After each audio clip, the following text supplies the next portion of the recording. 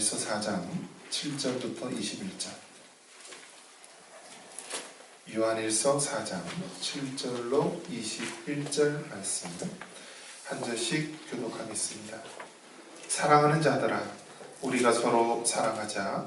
사랑은 하나님께 속한 것이니 사랑하는 자마다 하나님으로부터 나서 하나님을 알고 사랑하지 아니하는 자는 하나님을 알지 못하나니 이는 하나님을 사랑하시니라. 하나님이 사랑이 우리에게 이렇게 나타난 바 되었으니 하나님이 자기의 독생자를 세상에 보내심은 그로 말미암아 우리를 살리려 하심이라. 사랑은 여기 있으니 우리가 하나님을 사랑한 것이 아니요 하나님이 우리를 사랑하사 우리에게 육성하게 하여 방법으로 구하고 알려 주셨습니다. 사랑하는 자들아, 하나님이 이같이 우리를 사랑하셨은즉 우리도 서로 사랑하는 것이 마땅하도다. 어느 때나 하나님을 본 사람이 없으되 만일 우리가 서로 사랑하면 하나님은 우리 안에 거하시고 그의 사랑이 우리 안에 온전히 이루어지니라. 그의 성령을 우리에게 주심으로 우리가 그 안에 거하고 그가 우리 안에 거하시는 줄을 아느니라. 아버지가 아들을 세상에 구주로 보내신 것을 우리가 거하고 또 증언하니 누구든지 예수를 하나님의 아들이라 시인하면 하나님이 그의 안에 거하시고 그도 하나님 안에 거하느니라. 하나님이 우리를 사랑하시는 사랑을 우리가 알고 믿었노니 하나님은 사랑이시라. 사랑 안에 거하는 자는 하나님 안에 거하고 하나님도 그 안에 거하시느니라. 이로써 사랑이 우리에게 온전히 이루어진 것은 우리로 심판날에 담대함을 가지게 하려 함이니 주께서 그러하신가 같이 우리도 이 세상에서 그러하니라. 사랑 안에 두려움이 없고 온전한 사랑이 두려움을 내쫓나니 두려움에는 형벌이 있습니다. 두려워하는 자는 사랑 안에서 온전히 이르지 못하리라. 우리가 사랑함은 그가 먼저 우리를 사랑하셨음이라. 누구든지 하나님을 사랑하라 하고 그 형제를 미워하면 이는 그 정죄하는 자니 오늘과 그 형제를 사랑하지 아니하는 자는 우리 하나님과 하나님을 사랑할 수 없느니라. 우리가 이 계명을 주께 하나니 하나님을 사랑하는 자는 또한 그 형제를 사랑할지니라. 잘 되고 있습니다. 말씀과 성령의 능력으로 됩니다. 또 따라해 봅니다. 사랑하면 전도합니다. 자, 하나님은 사랑이시다라고 말씀하고 있습니다. 사랑. 그런데 성경이 말하고 있는 사랑하고 세상이 말하고 있는 사랑은 다릅니다. 헬라어로는 이 사랑이란 말이 여러 가지 말로 쓰입니다. 에로스적인 사랑도 있고 필레오의 사랑도 있고 아가페의 사랑. 근데 우리는 그냥 사랑이라는 단어로 표현되지만요.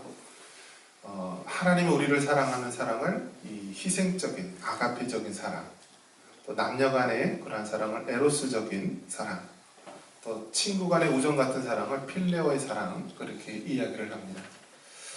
자, 그런데 이 사랑, 하나님은 사랑이다 라고 말씀하고 있는데요. 기독교의 어떤 본질적인 부분, 또 하나님의 본질을 나타내는 단어다라고 한다면 이 사랑을 이야기할 수 있습니다. 그래서 각 종교마다 강조하는 단어가 있는데요. 기독교는 사랑, 불교는 자비, 여러 가지 쓰는 단어가 있습니다. 자, 그러면 어떻게 기독교의 핵심 이 단어가 사랑이라고 말할 수 있는가? 오늘 성경에 보니까요, 하나님은 사랑이시다라고 말합니다. 우리 16절 같이 한번 읽겠습니다. 16절입니다. 하나님이 우리를 사랑하시는 사랑을 우리가 알고 믿었노니 하나님은 사랑이시라. 사랑 안에 거하는 자는 하나님 안에 거하고 하나님도 그 안에 거하시느니라. 자, 하나님에 대해서 이야기할 때 하나님의 본질적인 부분을 하나님은 사랑이시라라고 말합니다. 자, 이 하나님은 사랑이시라. 저는 이 삶의 목표가 이제 최근에 생겼습니다. 삶의 목표, 기도 제목이 있는데요. 그게 뭐냐면 작은 예수가 되게 해달라 그렇게 기도하고 있습니다. 그래서 내가 이제 나이가 들고 은퇴를 하고 이제 삶의 황혼에 있을 때 또 죽음을 맞이할 때 야, 저분은 정말 예수님을 닮았어. 작은 예수와 같아. 그러한 이야기를 들었다라고 한다면 가장 성공한 삶, 하나님이 기뻐하는 삶이 아닐까 생각이 됩니다. 그런 면에서 여러분은 저를 볼 때 작은 예수가 되게 해달라고, 몸집은 크지만 작은 예수가 되게 해달라고 그렇게 기도해 주시면 고맙겠습니다. 자, 하나님이 사랑이시다라고 말씀했기 때문에 우리도 하나님을 닮아가려면 어떻게 해야 되죠? 사랑이 흘러 넘쳐야 되는 것입니다. 사랑. 근데 여러분, 사랑하는 게 여러분 쉽습니까? 어렵습니까? 사랑할 만한 사람을 사랑하는 건 쉽습니다. 그죠? 여러분, 결혼할 때 데이트할 때 어떻습니까? 얼마나 이쁜가요? 뚱뚱하면 뚱뚱한 대로 귀여워 보이고요. 마르면 마른 대로 보호해주고 싶고 사랑스럽습니다. 그런데 그게 오래 갑니까? 요즘에는요, 신혼여행을 이렇게 같은 날 갔다가요, 올 때는 싸우느라고 각자 따로 비행기 타고 오는 커플이 굉장히 많대요. 사랑이라는 것도요, 정말 지키기가 너무 어려운 거예요.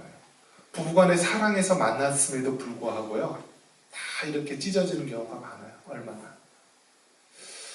이 사랑한다라는 것, 우리가 사랑하고 싶을 때 사랑하는 것, 또 사랑하고 싶지 않아도 사랑해야 되는 이러한 사랑의 실천을 우리가 살아가야 되는데요. 이 성경에 보니까요, 하나님께서는 사랑이시다 하면서 우리를 사랑할 수 있도록 훈련을 하십니다. 근데 여러분, 훈련할 때 누구를 붙여줄까요? 네? 여러분 훈련할 때 누구를 붙여줄까요?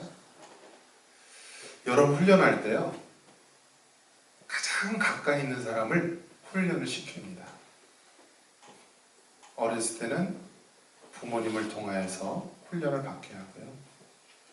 또 결혼을 해서 장성한 사람이 되었을 때는 배우자를 통하여서 훈련을 받게 하시고요.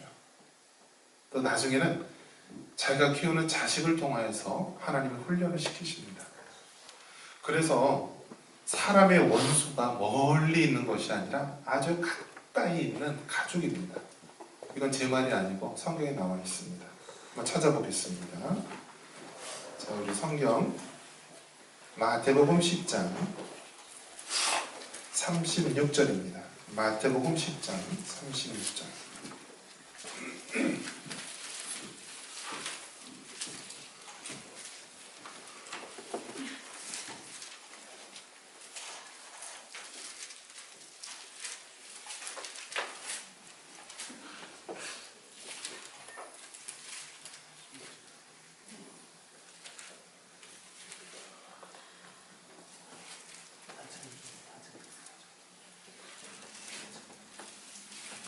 자, 마태복음 10장 37절이죠.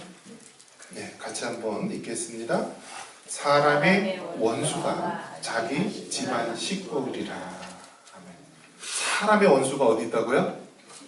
자기 집안 식구가 원수라는 거예요. 원수. 자, 여러분 누구랑 같이 살고 있어요? 원수랑 같이 살면서 계속 연단받고 훈련받잖아요. 우리가 일평생 살면서 계속 훈련을 받는 거예요. 부모를 통해서 훈련받고, 결혼해서는 배우자를 통해서 훈련받고요. 또 이제 자녀를 통해서 훈련을 받는 거예요. 자, 그런데 사람의 원수가 자기 가족, 자기 식구라고 이야기를 했는데요. 결국은 성경에서도 보면은요, 십계명을 통하여서 하나님께서 십계명을 통하여서 우리에게 말씀해 주시는 게 있는데요. 그거는 두 가지입니다. 십계명 하면은 이제 십자가를 우리가 떠올릴 수 있죠. 1계명서부터 4계명까지는 하나님과 사람 사이에 지켜야 될 계명. 그래서 하나님을 사랑하라라는 말로 표현할 수가 있어요. 그리고 5계명서부터 마지막 10계명까지는 사람과 사람 사이 지켜야 될 계명, 살인하지 말라, 간음하지 말라서부터 쭉 이렇게 나와 있는데요. 결국 한마디로 이야기한다면 이웃을 사랑하라 라는 말로 표현할 수 있습니다. 한번 따라해 봅니다. 하나님을 사랑하라. 이웃을 사랑하라. 네, 그런데 이웃 중에 가장 가까운 이웃 누구죠? 가족이죠. 가족. 그래서 이 가족을 통하여서 하나님께서는 이 사랑을 우리가 할 수 있는 테스트를 한다라는 것입니다. 그래서 요즘에는요, 이제 이혼하는 것 자체가 문제가 아니에요. 이제는 여러분 이혼하면은 그 무슨 뜻이에요? 결혼을 했다라는 뜻이잖아요. 그렇죠? 근데 요즘에는요, 이혼했다라는 말도 안 쓰고 어떻게 해요? 결혼 자체를 안 해요. 결혼식 자체를. 그래서 프랑스의 전 대통령 보면 어떻죠? 예, 그 영무인을 데리고 왔는데 이제 이혼했고 두 번째 여자랑 이렇게 살고, 그런데 결혼식을 안 했어요. 그런데 그냥 영부인으로 살았는데 대통령 재임 기간에 또 제3의 여인이 생겼어요. 그래서 어떻게 해야 되느냐, 그런 시대인데요. 유럽에서는요, 이미 이혼의 개념도 없어요. 이혼율이 점점 줄어드는 이유가 아예 결혼식을 안 해서 그렇다라고 합니다. 자, 이처럼 사회 급속하게 막 이렇게 가정이 깨어지고 뭐 이러한 가운데서 우리에게는 다시 한번 이 오늘 말씀처럼 원수를 사랑하라. 그런데 그 원수가 누구냐면은 가장 가까이에 있는 가족이다라고 합니다. 자, 오늘 성경에서 보면은 이처럼 하나님은 사랑하시기 때문에 사랑이라고 말씀하시고, 그렇기 때문에 우리는 하나님을 닮아가고 하나님의 길을 따라가야 되는데요, 사랑해야 된다라는 것입니다. 그런데 사랑할 만해서 사랑하는 것이 아니라 우리도 하나님을 닮아서 사랑을 합니다. 하나님께서 우리를 얼마나 사랑하셨습니까? 하나님께서는요, 자신의 독생자 예수님을 십자가에 죽으시기까지 우리를 사랑했다라고 말합니다. 여러분 생각해 보십시오. 하나님이 우리를 사랑하는데요, 하나님 자신이 죄인된 인간의 몸을 입으시고요, 우리를 위해서 십자가에 죽으셨어요. 그래서 우리를 얼마나 사랑하냐라고 한다면 십자가에 죽기까지 우리를 사랑하신다.